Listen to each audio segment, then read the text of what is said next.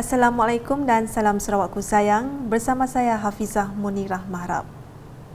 Berita utama, Kerajaan Persekutuan akan meneruskan usaha untuk mengembalikan hak-hak Sarawak seperti yang terkandung dalam Perjanjian Malaysia 1963 MA 63.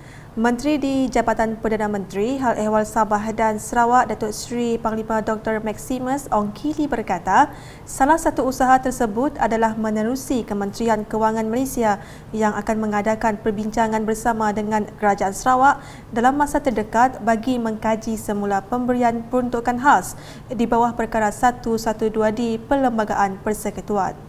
Katanya selain itu, satu mesyuarat majlis khas mengenai MA 63 akan diadakan pada 14 Mac depan bagi membincangkan perkara-perkara lain.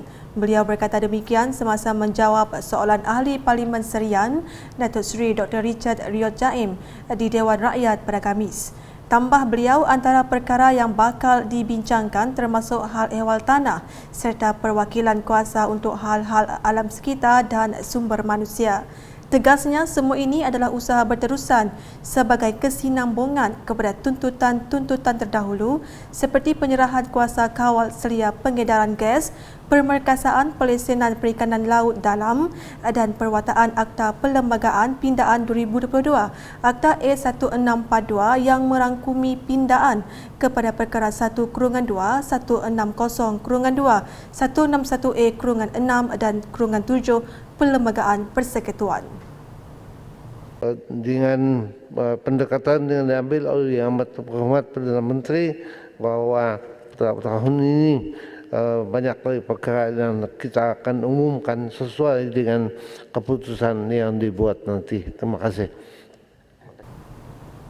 Laporan seterusnya, Pegawai Penguatkuasa Lembaga Sungai Sarawak LSS perlu menyelaraskan semula matlamat penguatkuasaan. Timbalan Menteri Pengangkutan 2 Sarawak Datuk Henry Jinip memberitahu langkah itu penting bagi memastikan pengangkutan di sungai kekal selamat untuk para pengguna termasuk aktiviti pelancongan. Berucap semasa majlis penutupan program penglibatan undang-undang bersama Pegawai Penguatkuasa LSS di Miri pada Khamis, beliau berkata Sarawak mempunyai sungai dan tasik yang cantik dan mempunyai potensi pelancongan yang luar biasa. Dalam pada itu, Datuk Henry menekankan program yang diadakan harus dimanfaatkan bagi mempelajari ilmu untuk meningkatkan prestasi penguatkuasaan.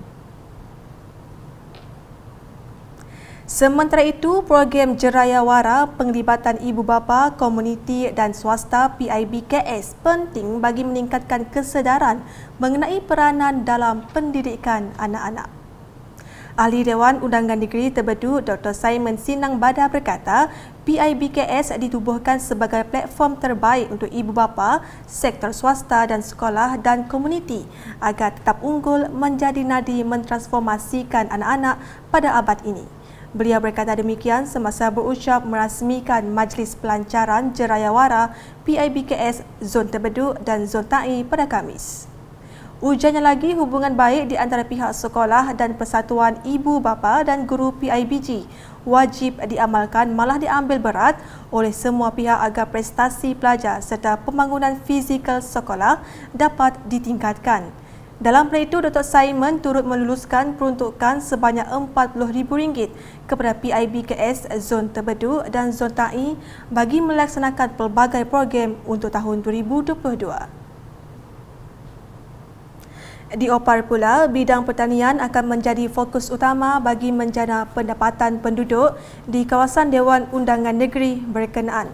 Ahli Dewan Undangan Negeri Opar, Billy Sujang berkata, bantuan dan khidmat nasihat daripada Jabatan Pertanian amat diperlukan bagi tujuan itu, di samping merebut peluang yang disediakan oleh kerajaan menerusi dana fasilitasi pertanian AFF. Ujar beliau, tumpuan kepada tanaman sawit sahaja tidak mencukupi kerana selain memerlukan keluasan tanah yang besar, keupayaan tenaga mereka juga turut difikirkan dalam mengusahakan tanaman tersebut untuk jangka masa panjang. Beliau berkata demikian semasa melakukan lawatan pemeriksaan infrastruktur dan jalan pertanian serta sistem saliran sawah padi Payanowang di Kampung Jugan pada Khamis. Dalam masa sama, Billy turut menggesa agar tanah-tanah sedia ada dapat diusahakan dengan tanaman kelapa pandan memandangkan ia mendapat permintaan tinggi di pasaran selain tanaman lada hitam yang merupakan produk utama Sarawak. Selanjutnya pula mengenai reaksi awam mengenai negara akan memasuki fasa peralihan ke endemik bermula 1 April 2022. Keputusan itu telah diumumkan oleh Perdana Menteri Malaysia Datuk Seri Ismail Sabri Yaakob pada 8 Mac 2022 setelah mengambil kira 3 perkara asas iaitu berpandukan sains dan fakta terkini COVID-19, membandingkan keperluan pembukaan sempadan negara-negara lain dan memberi keselesaan kepada pengembara dan tidak merumitkan perjalanan mereka. Berikut merupakan reaksi awam hasil daripada tinjauan yang dilakukan wartawan Unit Komunikasi Awam Sarawak UKAS berhubung perkara tersebut. Pendapat kami baguslah untuk endemik tu sebab kita nang siakan dapat lari dari COVID dan kita pun tahu bila COVID tu akan habis. Nampak kayaknya macam ada varian-varian baru lagi untuk datang lah nak. Jadi kita nak elak pun dapat. Jadi bagus juga lah kita diberi kelonggaran. Dengan adanya endemik tu, semayang pun boleh rapat saf, pergi kedai pun dah boleh macam biasa, dah boleh jalan macam biasa. Jadi saran kami, ya terpulangkan diri kita untuk jaga diri kita. Kita jaga kita jaga orang lain juga. Kita si spirit. So bagi kami, ia adalah norma baru, alright. So norma baru, so maksudnya kami setuju je lah. Yang penting dekat sia kita kena jaga kita punya, keselamatan kesihatan. So in case, so for me, untuk jaga keselamatannya paling penting kita ada test kit lah dekat rumah. Sebab kita si tahu bila-bila masa. Sebab sekarang pun mungkinnya ada dekat tepi, tapi kita si nampak betul sebabnya udara lah. So dekat sia kita standby, kita punya kit lah dekat sia. So for example macam test kit yang untuk air liur apa semua ya boleh guna ya. So paling penting untuk cek ya seminggu 2 kali boleh. Sebab kita pun selalunya keluar betul. So yang untuk menjamin lagi lah kita punya keselamatan dan kesihatan. So saya dah masalah untuk endemik lah bagi kami.